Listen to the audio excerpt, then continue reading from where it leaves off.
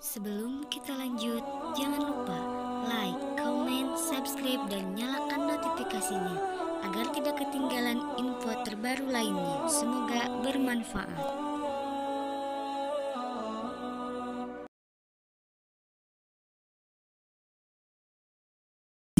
Siapa yang dikatakan Yesus penguasa dunia, penguasa bumi? Iblis. Berarti yang keluar dari kubur itu siapa? Itu siapa, Bang? Yang memberi kuasanya adalah iblis. Iblis sendiri itu. Ya, iblis yang memberi kuasa kan. Yesus dicobai. Coba Anda lihat dalam Lukas 4 nomor 6. Iblis mencobai Yesus.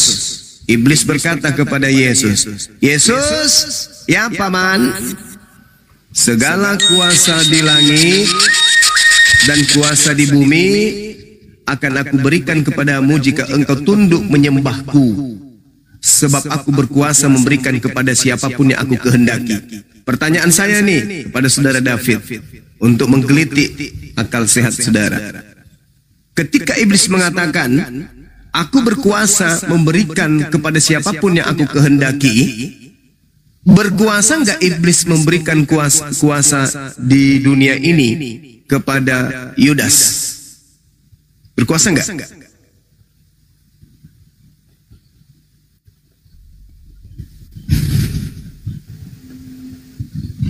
Bang David.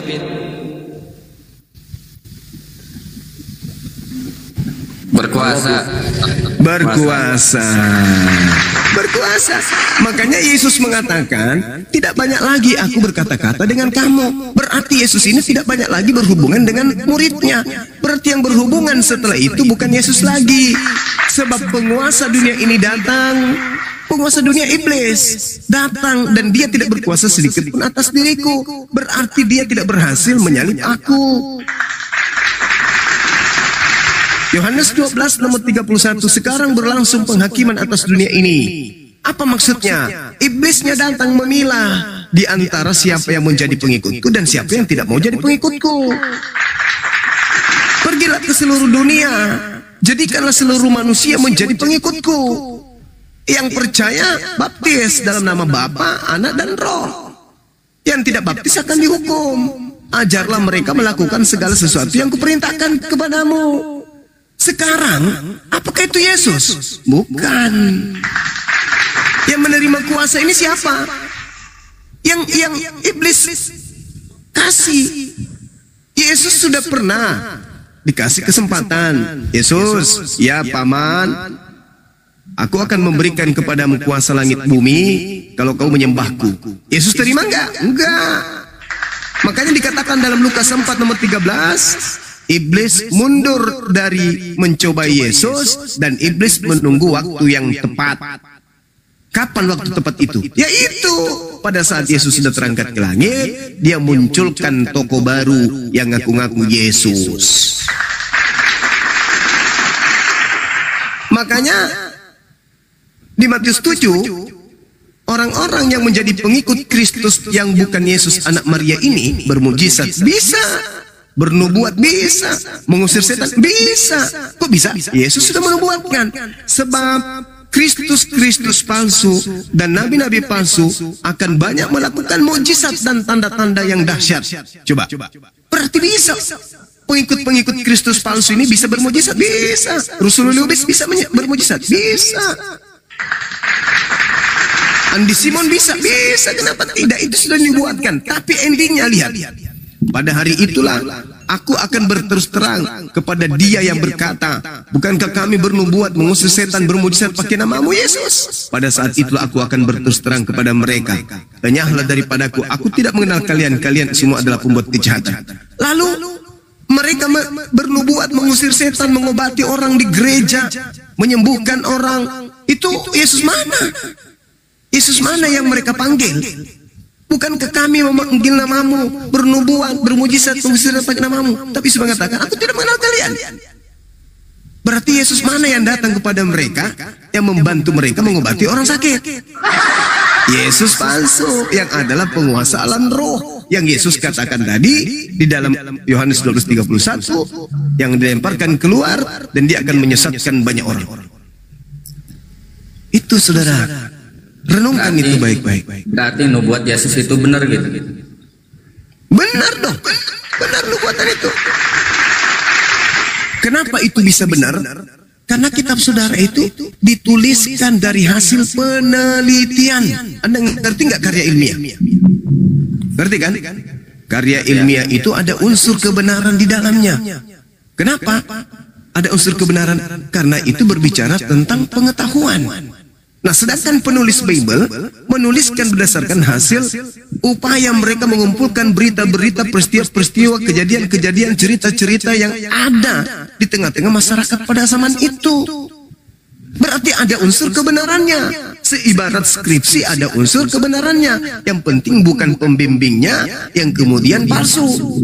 Mengaku-ngaku pembimbing, tapi ternyata nggak pernah menjadi dosen pembimbing. Hanya asisten dosen tok. Tapi ngaku-ngaku sebagai pembimbing. Itu palsu namanya. Begitu saudara. Tapi kalau dikatakan bahwasanya murid Yesus mendapatkan pengajaran, oh jelas. Karena memang Yesus memiliki murid-murid. Tapi sayangnya muridnya mengenal gurunya hanya sebagai dosen bagi Bani Israel. Bukan sebagai pencipta dosen. Ini yang saudara-saudara Kristen harus pahami dengan baik. Jadi tujuan kami umat Islam ini, apa endingnya? Ya, membersihkan Yesus dari tuduhan-tuduhan, sangkaan-sangkaan negatif tentang dirinya. Kurang apa lagi Islam baiknya ini? Ketika Kristen mengatakan Yesus ditampar, Islam mengatakan tidak. Tapi ketika Islam yang mengatakan Yesus tidak dibagikan kainnya, tidak ditelanjangin, Kristen marah. Oh enggak, Yesus kami itu ditelanjangin. Ketika umat Islam mengatakan Yesus tidak diludahin, enggak, Yesus itulah yang diludahin. Ketika umat Islam mengatakan Yesus itu tidak dibunuh, oh tidak, Yesus itu yang dibunuh. Sekarang pertanyaannya, kok tipikal karakter sifat-sifat iblis mirip dengan kalian? Kok bisa gitu, Bang? Memang begitu. Berat, ya kan? Berat. Berat. Jadi kalau ijazah palsu dipakai untuk menjadi pengikut atau lulusan sekolah Yesus, Yesus guru. Nah, itu bahaya itu. Selamat siang Berat, semuanya. Selamat siang host Bang Zuma. Iya. Ya, salam. Ya, Bang Piro dari Kristen ya? Iya, Kristen, Bang. Anda jangan sambil ngecas, Pak. Ada noise buffering. Oke, siap. Dicabut casnya. Iya. Baik, silakan kalau mau bertanya atau diskusi. Aku cuma mau bertanya sama Bang Zuma, bisa Bang Zuma ya? Izin Bang. Boleh. Bang, kalau masuk Islam gitu, Bang, bisa enggak syahadatnya misalnya begini, aku percaya sama Allah Subhanahu wa taala, sama percaya rasulnya, tapi bukan Muhammad, tapi Isa Al-Masih. Itu rangkaian daripada iman. Oh.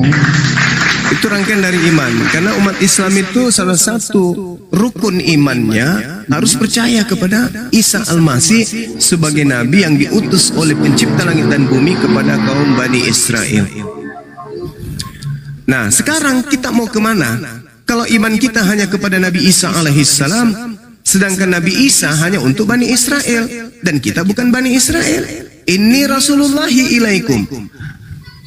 Nabi Isa berkata dalam Al-Quran kepada Bani Israel, ya Bani Israel, ini sesungguhnya aku ini Rasul utusan Tuhan ilaikum kepada kalian. Nah, kita bukan Bani Israel.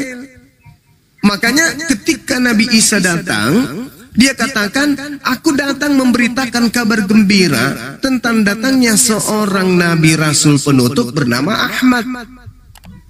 Begitu juga yang diterangkan di dalam kitab saudara, bahwa Yesus mengatakan, Yohanes 14 nomor 16, aku akan minta kepada Bapa agar Bapa ngutus seorang penolong lain. Penolong lain selain daripada Yesus yang akan datang. Nah, dialah yang akan mengajarkan segala sesuatunya tentang kebenaran, tentang hukum-hukum dan pengisapan dunia akan dosa. Maka Nabi Muhammad diutus rahmatan lil alamin, untuk sebagai kasih sayang kepada alam semesta, litubayyina linnas, untuk seluruh umat manusia. Itu jelas itu. Nabi Musa hanya untuk kaumnya, Nabi Isa untuk kaumnya. Nabi Musa, Moses untuk kaumnya, Yesus untuk kaumnya. Nabi Muhammad litubayyina linnas, untuk seluruh umat manusia. Jadi kalau kita bersyahadat, boleh saja. Aku bersaksi tiada Tuhan selain Allah dan bersaksi Isa alaihi salam adalah Rasul Allah. Boleh, boleh. Tetapi hanya persaksian. Kita tidak bisa mengikuti prosesi keagamaannya, keyakinannya, syariatnya, hukum-hukumnya. Kenapa? Karena kita bukan Bani Israel. Maka solusi terakhir, ada utusan dari langit yang diutus untuk seluruh umat manusia, yaitu baginda Rasulullah Muhammad sallallahu alaihi wasallam. Maka ketika orang-orang Kristen masuk ke dalam barisan pengikut Nabi Muhammad, maka dengan otomatis dia menjadi pengikut Yesus Kristus, otomatis menjadi pengikut Nabi Musa, otomatis menjadi pengikut Nabi Harun, Abraham, Isa, Yakub dan seluruh nabi-nabi. Itu kenapa? Di Islam wajib hukumnya beriman kepada nabi-nabi tersebut. Di Islam wajib beriman kepada kitab-kitab tersebut. Sambil beriman kepada kitab-kitab tersebut, umat Islam mempraktekkan pola keislaman, yaitu syahadatain, bersaksi tiada Tuhan selain Allah dan bersaksi bahwa Nabi Muhammad diutus untuk mengajarkan manusia menghargai nabi-nabi yang datang sebelum dirinya. Makanya di Al-Quran itu tidak ada nabi tercela. Semuanya dimuliakan nabi itu. Berbeda di Kristen. Seluruh nabi-nabi Yahudi itu ada cerita-cerita negatifnya. Daud, Lut, Harun, semua dicerita-cerita jelek, termasuk Kristus Yesus, hancur dibuatnya. Kenapa? Karena sejatinya mereka hanya penumpang gelap. Mereka hanya numpang tenar menggunakan nama-nama